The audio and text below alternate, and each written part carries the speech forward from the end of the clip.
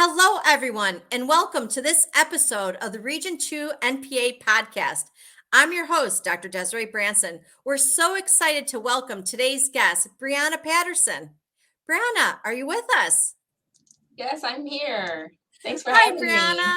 Thank you Hello. for being with us today. Can you tell the NPA members a little bit about yourself?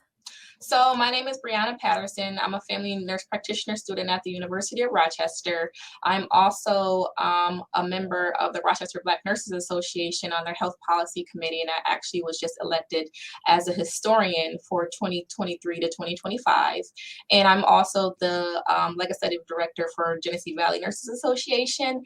And I'm here because I am Region 2, Nurse Practitioner Association Region 2 student representative. So yes. That's fantastic, Bryanna. We appreciate all your contributions, Thank especially in you. this regional area. Mhm. So, when you think about your history, especially as a nurse and in healthcare, can you tell us a little bit about your engagement in the healthcare field? So I started off as a CNA. I worked my way up from there. I worked at long-term care facilities, and I also was a patient care technician in acute care at Surg Tele mainly. Um, and then I went back, for my registered nurse degree. I started off at MCC. I went to Brockport and got my bachelor's. I traveled for a little bit after that. I ended up back here, and I would say the beginning of the pandemic, um, I was kind of laid off as a travel nurse, so I decided to become staff, and that's how I ended up being a student at the University of Rochester. Excellent. Well, that's a fantastic story. So Mhm. then how did you get involved with the Nurse Practitioner Association and what is your current role with the organization? So my current role is student representative, and I got involved. Dr. Tuttle actually came to me and was telling me about the program, but also me and Mary Starks are also part of the Rochester Black Nurses Association, and she definitely, gave me ins and outs of the position, and to know that as far as like the advocacy piece of health policy, I think that Nurse Practitioner Association is the trailblazer in this whole thing, and I definitely wanted to be a part of that. I agree with you there. And those mentors amongst us, Dr. Tuttle was also my mentor that She's got awesome. me involved. Hmm. So it's really a lot about mentorship and helping others to move forward. So Absolutely. I know how busy it is being a student. Hmm. But why? What was your personal story? Why do you feel like it's so important to join the NPA? So for me, I like the networking component of everything. There's also conferences that are available, educational webinars that are available, scholarships, just a bunch of different facets. Over the summer, I volunteered at the New York State Fair and talk to the community about what nurse practitioners do and how we are beneficial to the community and healthcare and things of that nature. So yeah, I just I'm very excited about my journey as a student representative.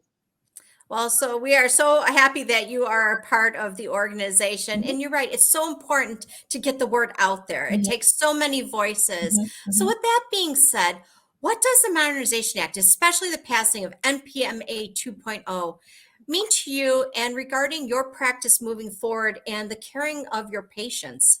So the Modernization Act, I feel like is a huge win for New York State, especially with the pandemic exposing the lack of access to quality care.